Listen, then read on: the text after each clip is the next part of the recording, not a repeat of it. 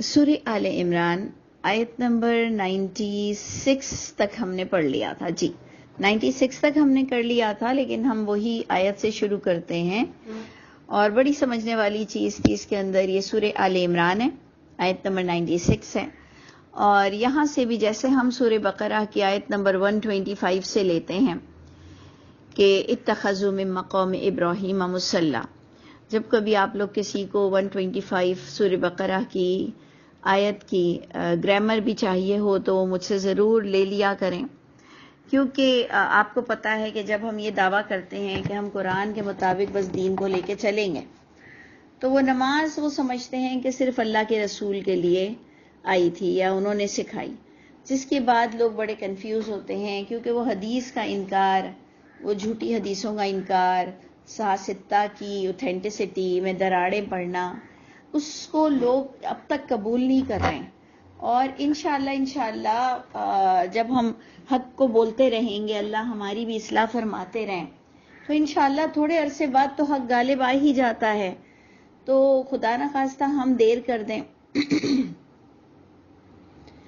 تو اس لیے غور کیجیے گا کہ جس کسی کو آپ لوگوں کو بھی اگر نماز کے بارے میں یہ حتمی رائے قائم کرنی ہے کہ بھئی نماز تو ہر دور میں تھی، نماز تو قرآن مجید سے مل رہی ہے، تمام انبیاء کرام نے پڑھی ہے، اور سارے فنڈامنٹلز چاہے سود کے ہوں، نکاح کے ہوں، والدین کے ہوں، وراثتوں کے ہوں، شراب کی حرمت ہو، تو یہ ساری چیزیں، روزے کے بارے میں بھی آپ دیکھ لیجئے نا کہ کس طرح سے آپ کو ملتا ہے. کیا آپ یہ سوچ سکتے ہیں کہ کرسچن اور یہودی روزہ اسی طرح رکھتے ہوں گے؟ کیا یہی کرسچن اور یہودی یہ مسجد حرام میں نہیں بیٹھے ہوئے تھے اہل کتاب کی شکل میں؟ مطلب اتنی بڑی بڑی حقیقتیں ہیں کہ ہم ایکچولی یقین نہیں کر پا رہے ہیں، کیونکہ واقعی اتنا دیر ہو چکی ہے، اتنی دور ہو چکے ہیں. لیکن آپ کو کہا جاتا ہے نا کہ آپ کبھی بھی لیٹ نہیں ہوئے. اگر آپ حق سمجھنے جاتے ہو تو نیور لیٹ، کبھی بھی بندہ لیٹ نہیں ہوتا، اللہ اس کو موقع دے رہے ہیں. تو ایک جیسے سورہ البقرہ کی آیت 125 نماز کو کھولتی ہے، ان تمام سوالات کے جواب دیتی ہے کہ جی کیسے مانے کہ اتنی رکعتیں، اور کیسے مانے کہ 2 سجدے ہیں اور 1 رکوع ہے اور 2 کے درمیان بیٹھنا پڑتا ہے، کیسے مانے کیسے مانے کیسے مانے. تو وہ حدیثی کو لانا پڑے گا، تو حدیثی کو دیکھنا پڑے گا. تو ہم نے آپ کو اس سے پہلے بھی کہا تھا کہ حدیث پر بھی تم کون سے متفق ہو گئے ہو، تم کون سے سنی امام بارگاہ میں جا کر نمازیں پڑھ لیتے ہو شیعوں کے ساتھ، حج پر تم مسجد حرام میں مجبور ہو کہ ان شیعوں سے کندھا ملایا ہوا ہے. اور ویسے تو ہم کبھی امام بارگاہ نہ جائیں، وہ اس لیے کہ وہ اتنی رفع دین کرتے ہیں، ان کی نماز میں وہ رفع دین اتنی کر رہے ہیں، جبکہ فارمیٹ وہی ہے، تقریباً وہی 1 رکوع اور 2 سجدے. وہ اپنی 4 حدیثیں لے کر بیٹھے، 4 کتابیں، اور ہم سنی لوگ اپنی 6 کتابیں لے کر بڑے خوش ہیں. کل حزب بما لدیہم فریحون والی بات ہے کہ تمام گروہ جو ان کے پاس کتابیں موجود ہیں اس پر اتراتے پھرتے ہیں، جبکہ اللہ کی کتاب ہمارے لیے کافی تھی. اور اللہ فرماتے ہیں تمہیں خوش ہونا چاہیے اس کتاب کے لیے کہ یہ وہ عنایت اور وہ رحمت ہے جو اللہ نے تمہیں جو کچھ نوازا ہوا ہے، ان تمام نعمتوں میں یہ سب سے بہترین چیز ہے جو وہ جمع کر رہے ہیں. اللہ ہمیں اس کا حق ادا کرنے والا اور اس سے راستہ نکالنا نصیب فرمائے. تو یہ ان آیتوں میں سے چند آیتیں ہیں. 96 آیت سورہ آل عمران کہ ان اول بیت ودیا للناس. تو جی اس میں 2 چیزیں ہائی لائٹ کرنی تھی کہ اول بیت اللہ کہہ رہے ہیں، نہیں تو ہمیں بھی یقین نہ آئے کہ پہلا گھر یہی تھا اور ناس کے لیے بنا تھا. سیکنڈ ہائی لائٹ پوائنٹ ہے، ناس کے لیے بنا تھا، صرف محمد صلی اللہ علیہ وسلم کے امتیوں کے لیے یا صرف اس آخری نبی محمد صلی اللہ علیہ وسلم کے لیے نہیں تھا، للناس تھا، تمام لوگوں کے لیے تھا. ببکہ مکہ میں ہے اور مبارک ہے، یعنی بلیسنگ ہے، رحمتیں ہیں، کیونکہ وہاں پر آپ دیکھتے ہیں کہ بلیسنگ کس چیز کو کہا جائے گا کہ وہ چیز ہے جہاں پر سب متفق ہیں، اکٹھے ہو کر نماز پڑھ رہے ہیں. ہدی للعالمین کو بھی ہم نے فوکس کیا تھا کہ ہدی للعالمین بھی ہے، تمام جہان والوں کو وہاں پر کیا گائیڈنس ملتی ہے، کون سی نماز ملتی ہے اور کس طرح کا فارمیٹ ملتا ہے. اور نماز میں فقط قرآن ملتا ہے، جو پچھلی کتاب کو تصدیق کرتا ہے، تو گویا توریت بھی وہی قرآن میں ہے اور انجیل بھی گویا قرآن ہی میں ہے اور وید بھی گویا قرآن ہی میں ہے. قرآن اختتام کرتی ہے تمام کتابوں کو. تو یعنی ہماری ساری پرابلم حل ہو گئی کہ تم مکے میں مسجد حرام میں تم نماز جو پڑھتے ہو وہ ہدی للناس ہے، کہ اس میں تم قرآن کے علاوہ کوئی جھوٹی حدیث، کوئی دوسری باتیں نہیں پڑھتے جو قرآن سے ہٹ کر ہو. یہ باقاعدہ اللہ تعالیٰ نے آپ کو اگزامپل دے دی. فیہ آیاتم بینات، وہاں پر تم باقاعدہ کلیئر نشانی، بینات یعنی کلیئر کٹ تم کو نشانیاں مل رہی ہیں جو مقام ابراہیم کا تمہیں مل رہا ہے کہ وہ یک رخ تھے. مقام ابراہیم کو ہم یہ بھی کہہ سکتے ہیں کہ ایک وہ جو جوتے کا نشان ہے اس کو بھی اگر مقام ابراہیم کہا جاتا ہے. لیکن اگر اور بھی تھوڑی سی سمجھ آپ پیدا کر لیں کہ تمہارے لیے وہاں پر گہری نشانی ہے کہ ابراہیم کا جو مقام تھا، جو قیام تھا، کہ وہ یک رخ تھے، اور آج تمہیں وہ چیز اتنے تمہارے فرقے بازیوں کے بعد بھی تمہیں وہی چیز نظر آتی ہے کہ تمہیں مکے میں کوئی نہیں پوچھتا کہ آپ کس مسلک سے ہیں. آپ کو کوئی نہیں پوچھتا مکے میں پکڑ کر کہ اگر آپ اس مسلک سے ہیں تو آپ یمین رکن یمانی کی طرف جائیں، اور اگر آپ اس مسلک سے ہیں تو آپ رکن شمالی کی طرف جائیں، اور یہ ملتزم کے آگے وہ کھڑا ہوگا جو سید ہوگا، جو ہاشمی ہوگا. کچھ بھی نہیں. آپ کو وہاں پر کلیئر کٹ نشانی ملتی ہے کہ اگر میں بار بار کہہ رہی ہوں کہ مقام ابراہیم ہم وہ جوتا نہ بھی سمجھیں کہ وہ جوتے کے نشان، تو آپ کو کلیئر ملتا ہے کہ مقام ابراہیم وہ مقام ہے، وہ قیام ہے، وہ تھاٹ ہے جو آپ کو مکے میں آج بھی نظر آتی ہے کہ کوئی فرقے بازیاں نہیں ہو رہی ہوتی ہیں اور سب اس پکارنے والے کی پکار کے ساتھ لبیک کہتے ہوئے فجر میں وہی 2 پڑھتے ہیں، ظہر میں وہی 4، عصر میں وہی 4، مغرب میں وہی 3 اور عشاء میں وہی 4 پڑھتے ہیں. اور وتر بھی صرف رمضان میں پڑھی جاتی ہے، جس سے آپ کو وتر کا درجہ پتہ چل جاتا ہے. ہمارے والے علماء تو بڑے کنفیوز کرتے ہیں کہ جی وتر واجب ہے، جبکہ وتر بھی نفل کی کیٹیگری میں جاتی ہے اور صرف دیکھ لیجئے کہ رمضان میں پڑھی جاتی ہے. تو آپ کو ایک مقام ابراہیم نصیب ہوتا ہے. یعنی مقام ابراہیم کو جوتے اور وہ شوکیس سے اگر ہٹا بھی دیں، جبکہ وہ بھی حرم میں ایک نسب ہے، جیسے زمزم کا پانی مکے کی حدودوں سے ملتا ہے، ہم ہر چیز کو رسپیکٹ دیتے ہیں، لیکن دین قرآن میں موجود ہے، دین صرف قرآن میں موجود ہے.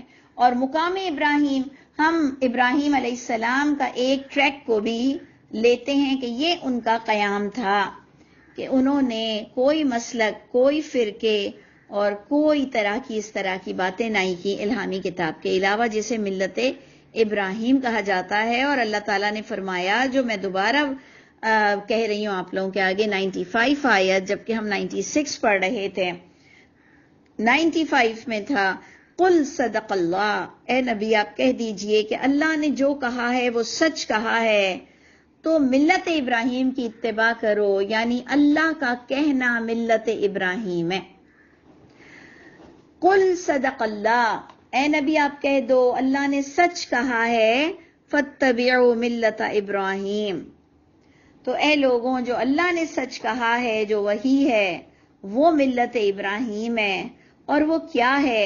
وہ ایک ہی بس ٹریک ہے، ایک ہی وحی ہے جو کہ پچھلی وحی کو تصدیق کرتی ہے، مکے میں ہے، اور تمہیں کلیئر گائیڈنس ملتی ہے کہ وہاں پر کس طرح سے تمہاری رہنمائی نماز کے ذریعے سے ہوتی ہے، نماز وہاں پر کس طرح سے پڑھی جاتی ہے. فارمیٹ تمہارے سامنے آ گیا، اور اندر پڑھا کیا جاتا ہے علل اعلان، وہ تمہارے سامنے آ کر نہ شیعوں کی 4 کتابیں چلیں گی اور نہ سنیوں کی 6 کتابیں وہاں پڑھی جاتی ہیں. یہ تمہیں مقام ابراہیم ملتا ہے. اس کو کہتے ہیں ابراہیم کا مقام اور ابراہیم کا سٹینڈ. اچھا جی، آگے بھی پوائنٹ کو دیکھیں، ومن دخلہ کان آمنا، جو داخل ہو گیا اس میں وہ امن پا گیا. اس پر بھی آپ اس کے 2 ڈائمنشن کر سکتے ہیں ایک لٹرل وے میں اگر کوئی کہے کہ جی میرا تو پرس چوری ہو گیا اور میرے تو چپل چوری ہو گئے اور ایک زمانے میں تو وہاں پر فائٹنگ ہوئی تھی اور ایک زمانے میں دشمن گھس کر آ گئے تھے اور خون خرابہ ہوا تھا، تو ہم کہیں گے کہ بات تو غور سے دیکھو کہ جو اس انسٹیٹیوٹ، اس مقام ابراہیم، اس ابراہیم کے قیام کے انسٹیٹیوٹ میں، قرآن کے انسٹیٹیوٹ میں، وحی کے انسٹیٹیوٹ میں جو داخل ہو گیا، جو وہاں پر آپ کو گائیڈنس مل رہی ہے، ہدی للعالمین، یہ بھی آپ کی کون سی آیت؟ یہی تھی آیت نمبر 96، کہ وہ جو ہدی للعالمین ہے، وہ تمہیں جو ہدایت نماز میں مل رہی ہے وہ مبارک ہے، وہ امن ہے، وہ جو گائیڈنس مل رہی ہے، جو داخل ہوا اس میں، اگر آپ اس مکے میں اور اگر آپ اس مسجد حرام میں اور اگر آپ اس کتاب کے احکامات میں، سارا مذکر واحد ہے، تو وہاں جو ہدی للعالمین ہے، وہ جو گائیڈنس آپ کو مل رہی ہے، جو ہدایت آپ کو مل رہی ہے، جو وہی نماز میں پڑھی جا رہی ہے، جو اس کے آرڈر پر داخل ہو گیا، جو اس آیتوں کے معاملے میں اس کے عمل کرنے میں داخل ہوا، وہ امن پا گیا۔ اور ہمیں یہ بات اسی ایک ہی آیت میں ایک دوسرا رخ حج کی طرف بھی لے گیا۔ تو دیکھیں اس سے پتہ چلتا ہے کہ مکے کی جب بات ہوئی تو حج کی بھی بات ہوئی، تو نماز کی بھی بات ہوئی، جسے ہدی للعالمین کے طور پر ہم کنسیڈر کریں گے، کیونکہ ہم یہی کہیں گے ہدایت کس کو کہتے ہیں کہ کوئی چیز ایسی ہو جو رہنما کر رہی ہو، جو رہنما ہو، جو کوئی میپ ہو، جو کوئی راستہ بتا رہا ہو، جو کوئی ایرو ہو، جو کوئی آیتیں ہوں، یا اللہ آتے ہوں، یا کعبہ بات کرتا ہو، یا کعبے میں کوئی معجزات اترتے ہوں، تو آپ کو ملتا ہے کہ صرف کعبے میں نماز پڑھی جاتی ہے، وقت مقرر پر پڑھی جاتی ہے، اور شیعہ بھی مجبور ہیں کہ ظہر اور عصر کو ظہرین کہتے ہیں، تسنیہ کا صیغہ دیتے ہیں، اور مغرب اور عشاء کو مغربین بھی کہتے ہیں۔ ہوتی تو وہی 5 ہیں، ان کی بھی بنتی تو وہی 5 ہے، پڑھتے تو وہی رکعتیں ہیں۔ تو یہ چیز آپ کو سمجھ انشاءاللہ وقت کے ساتھ ساتھ آ جائے گی کہ ہدی للعالمین کسے کہتے ہیں؟ جو نماز میں آیتیں پڑھی جا رہی ہیں، وہ آپ کو رخ بتاتی ہے، وہ اللہ کی رضا کا آپ کو میپ بتاتی ہے، اور جو اس میں داخل ہو یعنی عمل کرنے والا بن جائے، وہ یقیناً امن میں داخل ہوا۔ اور جو صدق اللہ سے، کہ اللہ کا کلام، اللہ کی بات ہی سچی ہے، تو اتباع کرو ملت ابراہیم کی، یعنی اللہ کی بات صرف ملت ابراہیم ہے، اس کے علاوہ اگر آپ قرآن سے ہٹ کر کوئی بات ابراہیم سے ریلیٹڈ کر دیں کہ یہ بھی ابراہیم کی سنت تھی اور یہ دین کا درجہ رکھتا ہے اور یہ ملت ابراہیم ہے، تو سوری، ہمارے نزدیک تو صدق اللہ جو ہے، جو اللہ نے کہا ہے، وہ ملت ابراہیم ہے۔ اور آپ دیکھ لیجئے کہ آپ کے سامنے تفسیر القرآن بالقرآن دلیل کے ساتھ موجود ہے، نماز وہاں ہو رہی ہے، رکعت آپ کو مل گئی ہے، فارمیٹ آپ کو مل گیا ہے، اور اللہ فرماتے ہیں اب حج کی بات، للہ علی الناس، للہ علی الناس، یہ بھی دیکھ لیجئے وہ ناس کے لیے ہی تھا، وہ جو گھر تھا وہ ناس کے لیے تھا، ان اول بیت وضع للناس۔ بہت امپورٹنٹ آیتیں ہیں یہ آپ لوگوں کی، اگر ہم اس کو سمجھنے میں لگ جائیں تو انشاءاللہ ہماری کئی پرابلم دوسروں کی دور ہو نہ ہو، آپ کی پرابلم ضرور دور ہو جائے گی۔ بار بار یاد رکھیے گا، آپ کسی کو کنونس کرنے نہیں آئے ہیں، آپ کنوے کرنے آئے ہیں، اب آپ اپنے آپ کو کنونس کرو اللہ کی آیتوں کے لیے، آپ کو سیٹسفائی ہونا ضروری ہے۔ تو دیکھ لیجئے کہ جو اول بیت تھا وہ بھی وضع للناس تھا، اور جو حج کی بات آئی وہ بھی للہ علی الناس، تمام لوگوں پر۔ کیا آپ یہ بات کہہ سکتے ہیں بڑی کانفیڈنٹلی کہ جی یہودی عیسائی کے لیے بھی حج ہے، لیکن آپ کہتے ہیں نہیں یہ تو پتہ نہیں، گڑبڑ ہو جاتی ہے سب، کہ وہ کیسے حج کریں گے اور وہ اور فلاں ڈھما کا، مطلب ہم بڑے کنفیوز ہو جاتے ہیں۔ دیکھ لیجئے ان کی بھی پچھلی وہی دین میں وہی حج تھا، وہی حج تھا، یعنی آپ غور کیجئے گا، اور میں نے آپ کو شاید اس سے پہلے بھی بتایا کہ منا میں باقاعدہ مسجد خیف شاید انہوں نے لکھا تھا نا، دیکھیں میں پھر نام بھول گئی، اس میں آپ کہتے ہیں کہ جی سارے انبیاء کرام نے نماز پڑھی. تو یعنی انبیاء کرام کی رسائی یہاں تک تھی. انبیاء کرام کی رسائی اگر ہسٹری نہ بھی لیں، ہسٹری کو ہم مانتے بھی نہیں ہیں، وہ بات کتنی کس حد تک سچ ہے، وہ مسجد کب بنی وہ بھی چھوڑ دیں، وہ بھی ہم نہیں مانتے. لیکن اتنا تو آپ مانیں گے نا کہ اللہ تعالیٰ کہہ رہے ہیں کہ لوگوں پر حج بیت اللہ تھی. اللہ کہہ رہے ہیں کہ حج کے احکامات بتانے کے بعد کہ تم اس سے پہلے گمراہوں میں سے تھے، یعنی تم گمراہی والا حج کر رہے تھے. کس کو کہہ رہے ہیں کہ یہ حج کی باتیں اللہ اس لیے بتا رہے ہیں کہ اس سے پہلے تم گمراہوں میں سے تھے؟ وہی اہل کتاب کو بتائی جا رہی ہے، مشرکین مکہ کو بتائی جا رہی ہے. اب سارا معاملہ آپ پر ہے، لیکن ہمیں سیدھی سی جو سامنے بات ہے بس اس کو فوکس کرنی ہے کہ جو شرک نہ کرے اس کو مکے میں آنے دیا جاتا ہے. علل اعلان کسی کو شرک کرنے کی ان مسلمانوں کو بھی اجازت نہیں ہے. تو وہاں آپ دیکھیں سب سدھرے ہوئے ہوتے ہیں. تو للہ علی الناس حج البیت، اللہ کے لیے لوگوں پر حج بیت اللہ فرض ہے، لازم ہے، اللہ کے لیے ہے حج بیت اللہ، دیٹس اٹ. من استطاع، یہ سیکنڈ پارٹ ہے، اللہ کے لیے حج ہے، نمبر 1، دکھاوے کا حج نہیں ہے. من استطاع، جو استطاعت رکھتا ہو. اب استطاعت رکھنے میں بھی فائنینشلی تو ہے ہی ہے، اور آپ کو پتہ ہے کتنا مہنگا حج ہو گیا ہے.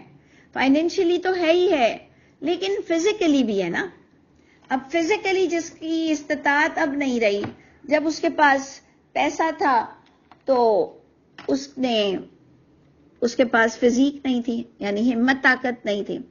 جس کے پاس پہلے پیسہ نہیں تھا اور ہمت طاقت تھی، اب آج بڑھاپے میں پیسہ آیا ہے تو ہم وہ حج بدل کروا لیتے ہیں. تو حج بدل بھی آپ کو قرآن سے ثابت نہیں ہو رہا. حج بدل بھی قرآن سے ثابت نہیں ہو رہا ہے کہ اس طرح سے آپ دوسروں سے حج کروائیں اور اپنے کھاتے میں حساب لے لیں، ثواب لے لیں. یہ تو اہل حدیث کئی چیزوں کو مسترد کر کے، حنفیوں کی، دیوبندیوں کی، بریلویوں کی کئی باتوں کے ایصال ثواب اور دوسری باتوں کو مسترد کر کر اہل حدیث حضرات بھی اس بات پر جم گئے ہیں کہ جی کنویں کا ثواب پہنچ سکتا ہے اگر والدین وصیت کر دیں یا والدین کو دے دیں، اور ایک حج بدل ہو سکتا ہے. وہ قرآن سے ثابت کر دو کہ کوئی نیکی آپ کسی کو دے سکتے ہو. آپ ثابت کر کر دکھا دو کہ جب آپ نے سب سمجھ لیا اور آپ بریلوی اور دیوبندیوں کے خلاف کھڑے ہی ہو گئے کہ جی ایسے ایصال ثواب نہیں ہوتے ہیں، نمازیں نہیں پڑھی جاتی مردوں کے لیے، نمازوں کے کوئی فدیے قرآن سے ثابت نہیں ہو رہے ہیں. جب آپ کو یہ سب باتوں میں اتنا کانفیڈنس آ گیا تو پھر اس بات میں آپ کہاں پر دیر کر رہے ہیں کہ حج بدل کا ایک فارم باقاعدہ چھپتے ہیں. اس سے ثابت ہوتا ہے کہ آپ کو جب تک آپ زندہ ہو آپ کو اپنا کرنا پڑے گا. اور میں نے خود بھی حج بدل کی ہیں، اس لیے میں کھل کر بات کر رہی ہوں کہ اس وقت ہمارے پاس وہ نالج نہیں تھی. ہم بھی باقاعدہ حج بدل کر لیتے تھے. ہم کہتے تھے اب اپنی تو حج کر لی، ابھی ابا کے لیے کر رہی ہوں، امی کے لیے کر رہی ہوں، نانا. اچھا مزے کی بات یہ ہے کہ پھر زندوں کے لیے نہیں کرتے، پھر مردوں کے لیے. اور کچھ لوگ تو زندوں کے لیے بھی کروا لیتے ہیں کہ وہ میرا حج بدل کرنے گیا ہے. تو یہ ساری چیزیں ہمارے یہاں سب چیزیں چل رہی ہیں. تو بہت غور سے سمجھنے کی چیز ہے. دیکھیں میرا تو حق یہ بنتا ہے کہ میں مرنے سے پہلے یہ بتا دوں کہ کیا چیزیں ہم نے غلط کی، ہو سکتا ہے پروموٹ بھی کی ہوں، اور اب کس درجے پر ہم پہنچ چکے ہیں اور کیا چیزیں ہمیں لیکنگ لگتی ہے کہ جنریشن کو بتانا ضروری ہے. تو حج کی جہاں بات آئی کہ تمام لوگوں پر حج بیت اللہ تو ہے، اللہ کے لیے ہے، لیکن من استطاع میں صرف فائنینس کی بات نہیں ہو رہی، صرف پیسوں کی بات نہیں ہو رہی. جو فزیکلی بھی طاقت نہیں رکھتا اس کو بھی معافی ملی ہوئی ہے. اللہ فرمانے جو طاقت رکھتا ہو اس کی طرف راستہ طے کرنے کی. سمجھ آ رہی ہے بات؟ تو اب لوگوں نے اس میں ایک اور ایڈیشن بھی کر دیا کہ حج تو زندگی میں ایک بار فرض ہے. اس کی ڈیفینیشن آپ کو کہاں سے مل گئی یہ آپ کو گناہ نہیں ملے گا کہ آپ ان تقولوا علی اللہ ما لا تعلمون کر رہے ہیں. یہ آپ کو گناہ نہیں ملے گا. کیا آپ کو کسی نے بتایا کہ حج زندگی میں ایک بار فرض ہے؟ قرآن سے اگر آپ دیکھنا چاہو تو من استطاع الیہ سبیلا یہ ڈیفینیشن بنتی ہے. اگر کوئی کہے کہ حج زندگی میں کتنی بار فرض ہے تو آپ کہیں گے من استطاع الیہ سبیلا. کچھ لوگ ہمت طاقت ہوتے ہوئے بھی کہتے ہیں اب ہمت نہیں ہے وہ سفر کرنے کی. ورلڈ ٹور نہیں کرتے ہیں, کوئی اچھی خاصے بیٹیوں کے بیٹے کے گھر نہیں جاتے ہیں کہ اب ہم اتنی دیر بیٹھ نہیں سکتے ہیں, اتنے دن رک نہیں سکتے ہیں, اب اس طرح سے ہم یہ کر نہیں پاتے ہیں. تو یہ تو آپ کا اور اللہ کا معاملہ ہے, لیکن یہ ایڈیشن بھی ہم نے کیوں دے دیا کہ زندگی میں ایک بار فرض تھی اور اللہ کے رسول نے ایک بار کیا. کیا قرآن ہم کیسے پڑھ رہے ہیں بڑے بڑے لوگ کہ اللہ تعالیٰ فرما رہے ہیں کہ یہ حج ہے, تم اس سے پہلے گمراہوں والا حج کر رہے تھے, حج ہمیشہ سے تم ایسے ماننے پر آ جاؤ تو تم یہ کہتے بھی ہو کہ ہاں حج ہمیشہ سے تھا. پھر کہتے ہو کہ اللہ کے رسول نے ایک حج کیا, کیا اس وجہ سے تم نے سب پر ایک حج فرض کر دیا؟ پھر بتاتے ہو تمہاری ہسٹری کے صحابہ کرام دور دراز جگہوں سے بھی آتے تھے, اور قرآن کہہ رہا ہے کہ تم دبلی پتلی اونٹنیوں پر بھی آؤ, تم دور دراز سے بھی آؤ. تو پھر کس طرح سے آپ نے یہ اللہ کی اجازت کے بغیر کہہ دیا کہ زندگی میں ایک بار فرض ہے؟ مطلب آپ خود سوچئے کہ ہمیں ایکسٹرا کی باتیں اللہ پر اس طرح سے کرنا بالکل جائز نہیں ہے. پھر آپ خود اپنی ہسٹری بتاتے ہیں کہ جی بی بی عائشہ ہر سال کرتی تھیں اور کئی امہات المومنین گھر میں بیٹھ گئی تھیں.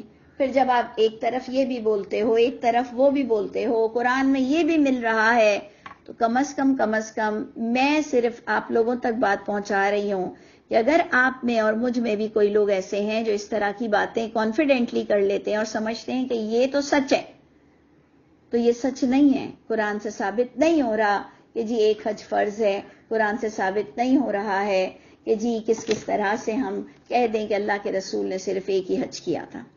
یعنی آپ نے غور کر لیں, اور حج بدل کے بھی معاملے میں آپ غور کر لیں کہ جب آپ حج تو کر ہی رہے ہیں. اچھا پھر ایک اور بھی ڈیفینیشن, وہی جو اللہ کہتے ہیں نا ام لہم سلم یستمعون فی, کیا تمہارے پاس کوئی سیڑھیاں ہیں کہ جا کے اللہ سے کوئی پرسنل میٹنگ کرتے ہو؟ اس میٹنگ میں ایک بات کیا تم نے اپنی طرف سے لگا دی, ایسا لگتا ہے تم اللہ کے پاس جا کے کوئی پرائیویٹ تم نے میٹنگ اٹینڈ کی ہے. کہتے ہیں جس نے حج زندگی میں نہ کیا ہو وہ حج بدل نہیں کر سکتا, جس نے زندگی میں حج کر لیا ہے وہ حج بدل کر سکتا ہے. مجھے تو اللہ تعالیٰ معاف کرے, وہ یہ سب دھوکے بازوں کے دھوکے ہیں کہ جی جس مولوی نے کر لیا اس کو کراتے رہو, لوگ کراتے رہیں, لوگوں کے پیسوں سے حج کرتے رہو. اور پھر جو جتنا نیک اور متقی نظر آتا ہے مولوی, تو لوگ کہتے ہیں آپ ہمارے باپ کا کروا لیں, آپ ہماری ماں کا کر دیں, آپ ہمارے بزرگ کا کر دیں, آپ فلاں کر دیں, آپ بہت نیک ہیں, آپ بالکل صحیح حج کریں گے.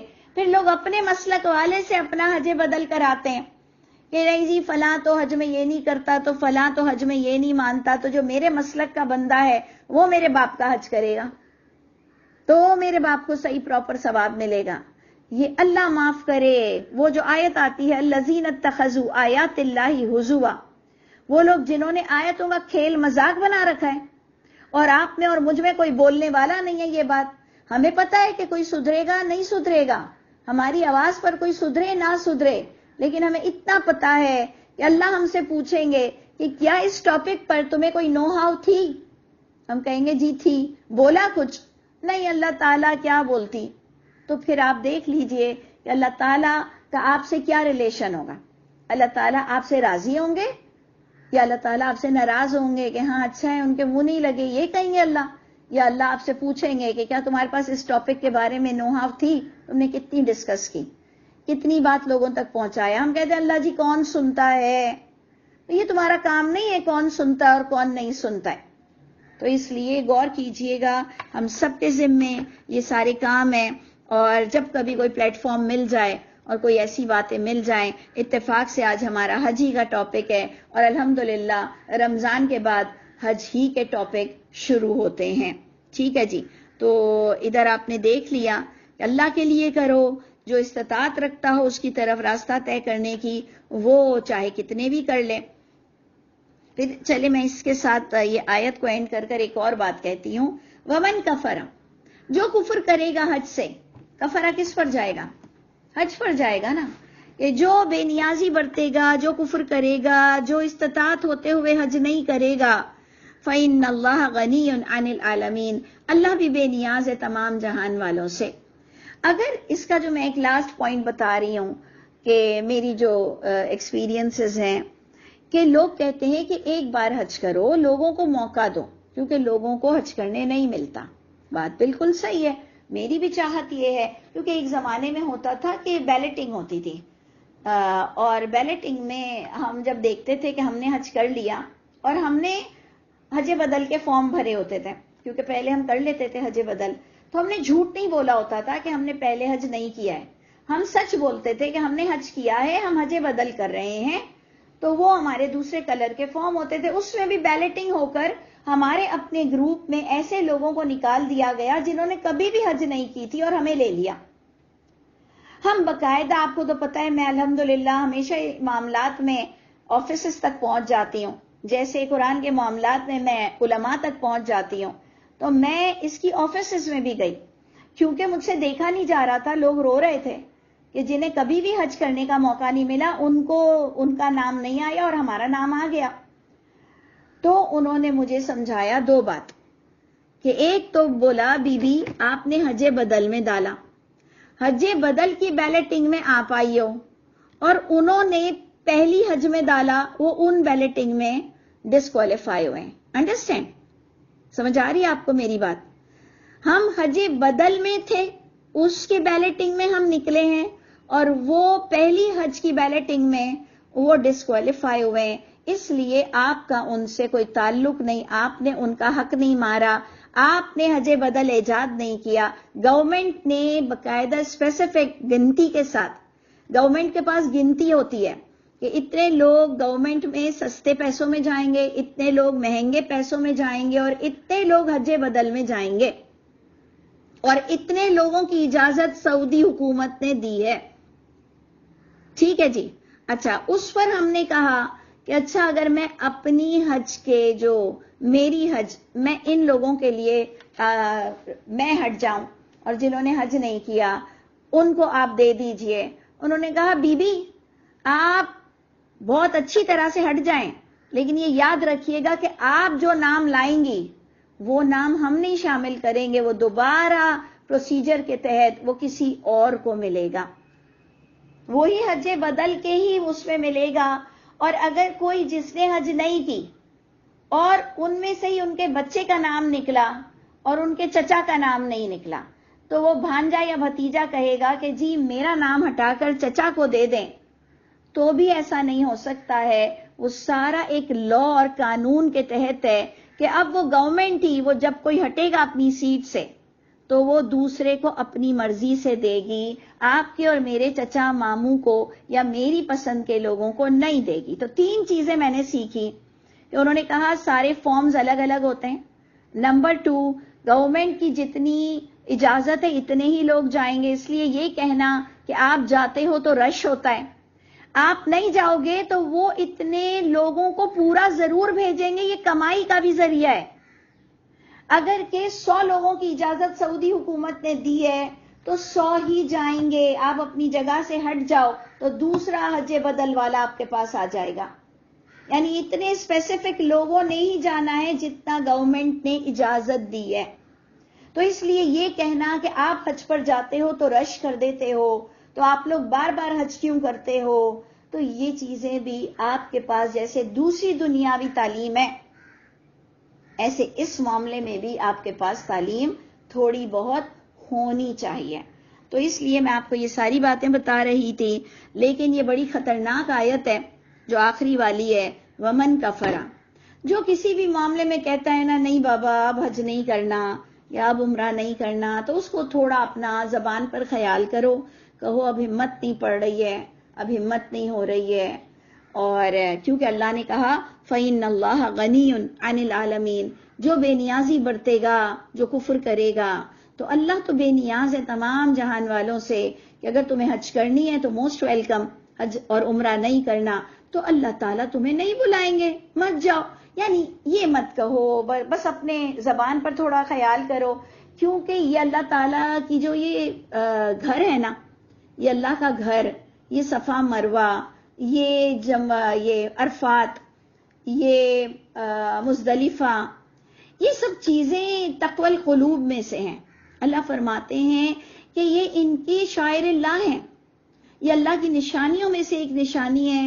اس کی عزت کرنی چاہیے، اس کو عزت دینی چاہیے، وہاں کے لوگوں کو بھی عزت دینی چاہیے، وہاں کے جانوروں تک کو عزت دیتے ہیں. قرآن کہہ رہا ہے کہ جو حدی کے لیے آئے ہیں وہ بھی، اور جو پٹے گلے ہوئے جانور ہیں وہ بھی، دونوں عزت کے قابل ہے. تو جب جانور عزت کے قابل ہے تو وہاں جانے والا انسان بھی عزت کے قابل ہے، اور جب وہ لوگ اور جانور عزت کے قابل ہیں تو پھر جگہ کتنی عزت کے قابل ہے. اللہ تعالیٰ ہم نے جہاں کہیں کوئی گستاخی کی ہے، کوئی کمی بیشی کی ہے، اللہ تعالیٰ ہم نے کہیں بے نیازی برتی ہے، کہیں غلط زبان استعمال کی ہے، پروردگار ہم سب کو معاف کر دیجئے، اور جو آپ کی رضا ہے اس کے مطابق ہمیں وہاں پر اپنے بچوں اور شوہر اور فیملی کے ساتھ جانا نصیب فرماتے رہیے گا، بار بار نصیب فرمائیے گا. السلام علیکم ورحمۃ اللہ وبرکاتہ. اچھا، دوسرا پوائنٹ ہم نے آپ کو ایک اور چیز جو چھٹی کے بارے میں بتانی تھی کہ انشاءاللہ تعالیٰ کل عید ہے اور کل ہے ٹیوزڈے. تو Tuesday, Wednesday, Thursday and Friday ہم نے 4 دن چھٹی رکھی ہے. سیٹرڈے کو ہمارا یہی سبق کے ساتھ سبق ہوگا سیٹرڈے، اور سنڈے تو آپ کو پتا ہے، اور اس وقت بھی آپ کو پتا ہے کہ 2 کی جگہ دوبارہ 3 بجے انشاءاللہ تعالی ہم سب جوائن ہوں گے. اللہ تعالی ہم سب کے حامی و ناصر ہوں. السلام علیکم ورحمۃ اللہ وبرکاتہ، اور پیش کی عید مبارک. السلام علیکم.